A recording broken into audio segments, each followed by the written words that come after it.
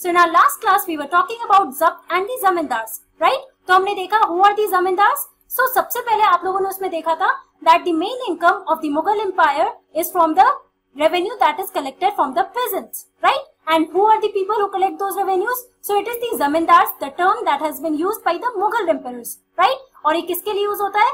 So the people who are the village headmen, जो वहाँ पे local headmen हुआ करते हैं या फिर कोई rich chieftain है. So these people they were collectively known as the Zamindars and they were responsible for collecting the revenues from the peasants there, right? उसके बाद हम लोगों ने जब्त सिस्टम के बारे में पढ़ा that it is the revenue system जिसमें एक पर्टिकुलर हर एक प्रोविंस को एक रेवेन्यू सर्कल में डिवाइड किया जाता है और वहां पे हर एक क्रॉप का इंडिविजुअल क्रॉप का एक टैक्स फिक्स किया जाता है, राइट? और वही जो टैक्स फिक्स किया जाता है वो प्रोडक्शन के हिसाब से उतना टैक्स कलेक्ट होता है and these tax are collected from the peasants and the zamindars are responsible for collecting that tax, right? तो बच्चों ये पूरा सिस्टम हमने देखा अकबर के टाइम पे that Todermal he had a careful survey of the crops that were grown at that time या फिर उस टाइम पे जो भी एरिया कल्टीवेट हो रहा है तो सब कुछ वो एक पूरा उन्होंने डेटा बनाया था for 10 years and it was on that basis that the tax was decided for a particular crop, right? Also we saw that Aurangzeb के टाइम पे आते आते तक जो जमींदार थे they started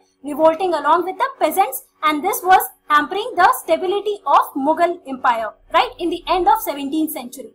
So बच्चों आज की क्लास में अब हम लोग बात करते हैं about the Akbar's policies, right? Now one of the famous policies of Akbar was of the religious policies, right?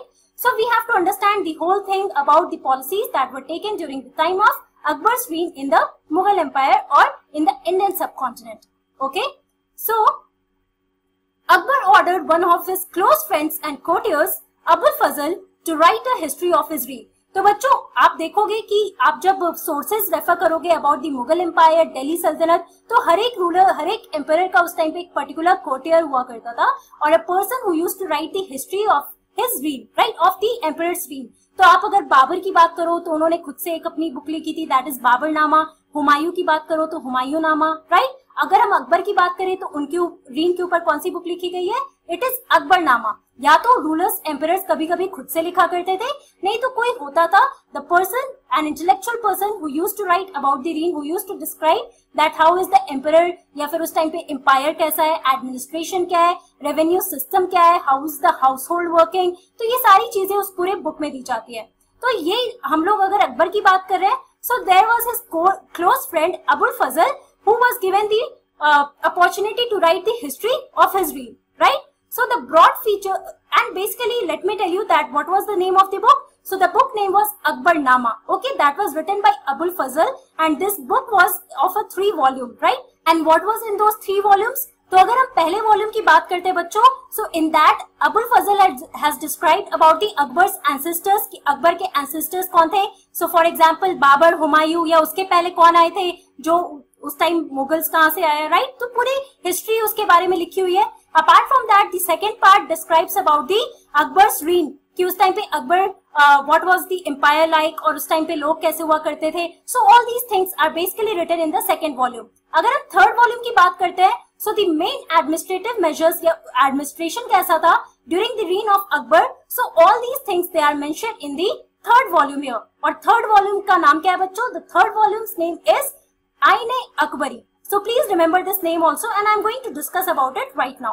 So the broad features of administration were laid down by Akbar and were elaborately discussed by Abul Fazl in his book the Akbarnama, in particular in its last volume the Ain-e-Akbari. तो जो भी administrative features थे बच्चों उस time पे it was written in this third volume of Akbarnama that was written by Abul Fazl. So please remember this point here. तो जितने भी एडमिनिस्ट्रेटिव मेजर्स लिए गए थे वो इस आईने अकबरी में लिखा गया था. And this is the picture of Abul Fazl here and this is the text of Ain-e Akbari.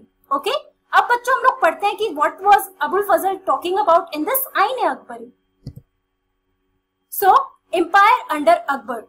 Abul Fazl explained that the empire was divided into provinces called subas, governed by a subedar who carried out both political and military functions. तो बच्चों अगर हम अकबर के time की बात करें that how was the empire, how was the administrative functions during the time of Akbar's reign in the Indian subcontinent. So Abul Fazl has explained it quite extensively और उन्होंने बहुत ही अच्छे तरीके से बताया.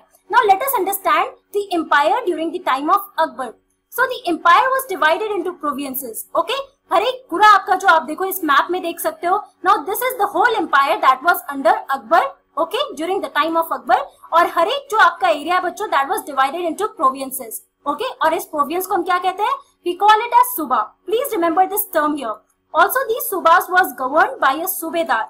तो बच्चों सूबा को गवर्न कौन करता था? So it was a सूबेदार who carried out both political and military function. तो एक पर्टिकुलर प्रोविंस का जो भी पॉलिटिकल मिलिट्री फंक्शन हुआ करता था, राइट, जो भी एडमिनिस्ट्रेटिव वर्क हुआ करता था, that was carried out by the subedar. Okay, who was the head of each province, that is the subas.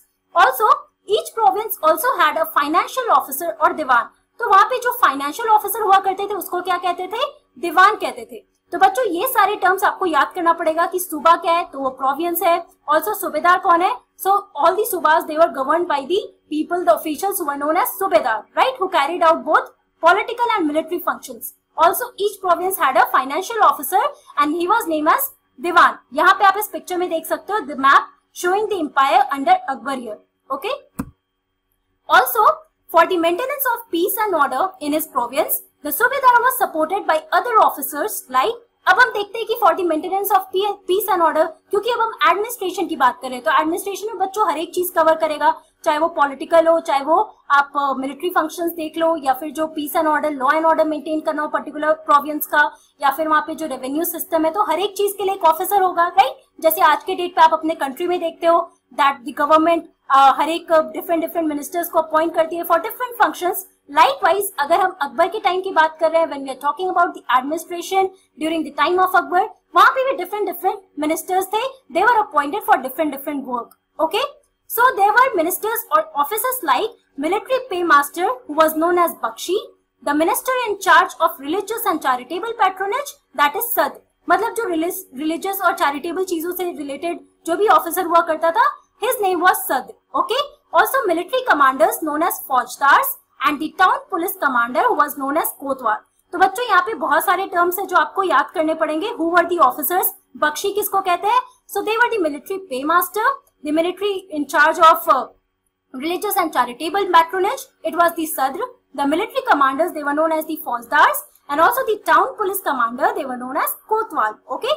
आप यहाँ पे देख सकते हो that Akbar is sitting along with the ministers and they are discussing something, right? This picture is showing that thing. So please remember these points while we are talking about what was written in Ain-e-Akbari about the administration of Akbar, okay, during the time of Akbar.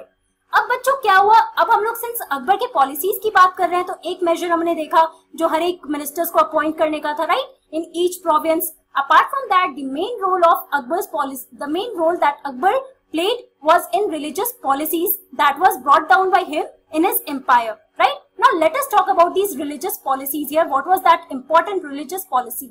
Okay, so during 1570s while Akbar was in Fatehpur Sikri, जहाँ पे वो उनका एक बार पे capital हुआ करता था, okay, Agra के पास. So he started discussions on religion with the ulemas, Brahmins, Jesus priests who were Roman Catholics and Zoroastrians. तो बच्चों देखो हर एक रिलीजन के जितने भी लीडर्स हुआ करते थे, रिलीजियस लीडर्स हुआ करते थे, उलेमा जो मुस्लिम्स के होते थे, ब्राह्मण्स हिंदू के थे, जीसस क्रिश्चियंस, ऑल्सो जो रोमन कैथोलिक्स हुआ करते थे, ज़ोरास्ट्रियंस हुआ करते थे, डिफरेंट रिलीजन के जो लीडर्स हुआ करते थे.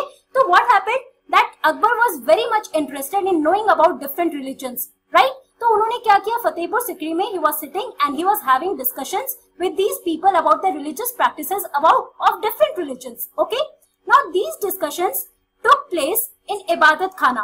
तो बच्चों ये डिस्कशन कहाँ होता था, अगेन रिमेम्बर द प्लेस जहाँ पे ये रिलीजियस डिस्कशन हुआ करता था. So these discussions it took place in the इबादत खाना.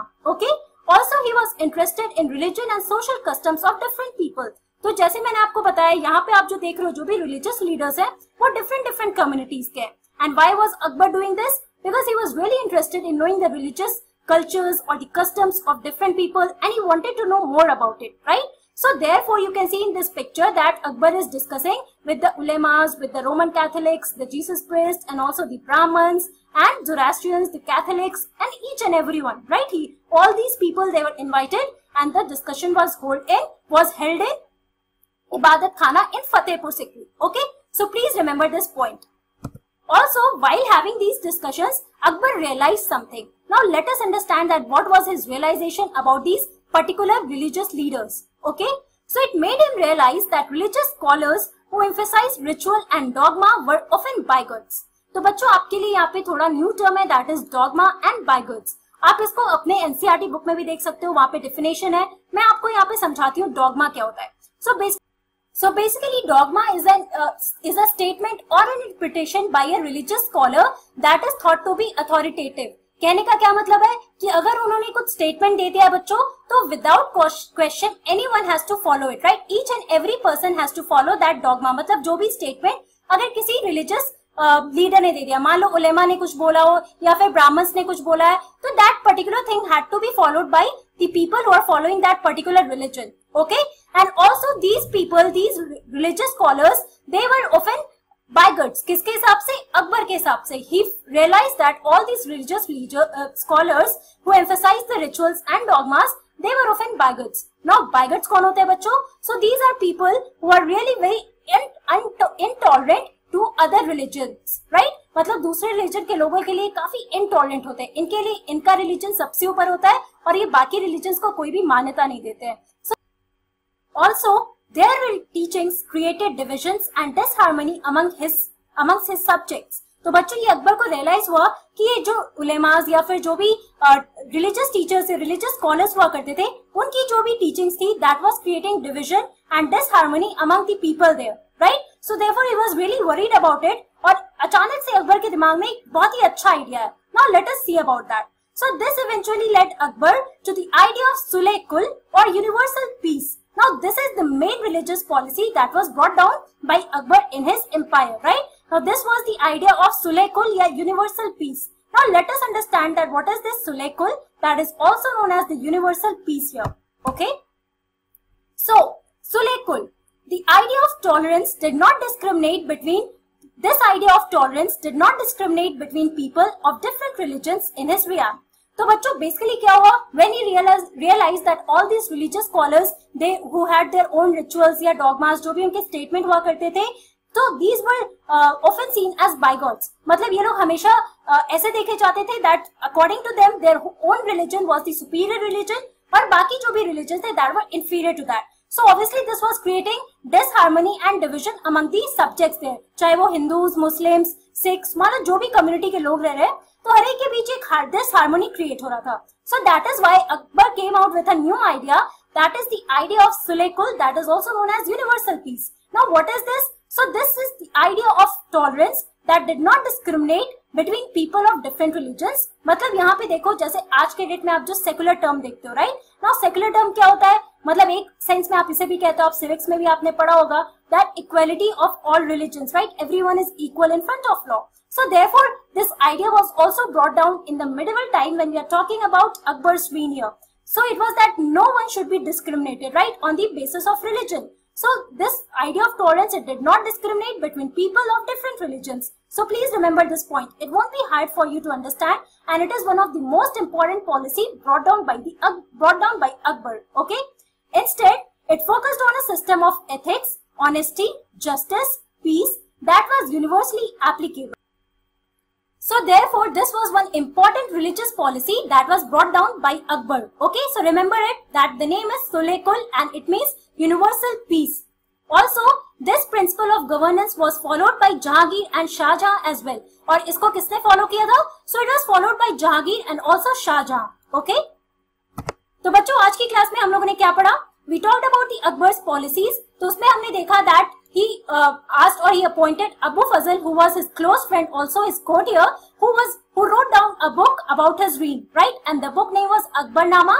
And when we talk about Akbarnama, it is a 3-volume book. और उसका जो 3rd volume है बच्चों, that is mainly focusing on the administrative measures that were taken by Akbar during his reign. And the 3rd volume name is Ain-e-Akbari. So please remember the name also, and also what was the religious policy that was introduced by Akbar. So it was Sulh Kul, that is universal peace, that was introduced by Akbar, and it was also followed by Jahangir and Shah Jahan. तो बच्चों अब हम लोग next class में we are going to talk about the Mughal Empire in the 17th century and after. Okay, so that's all for today. Thank you very much. Have a nice day.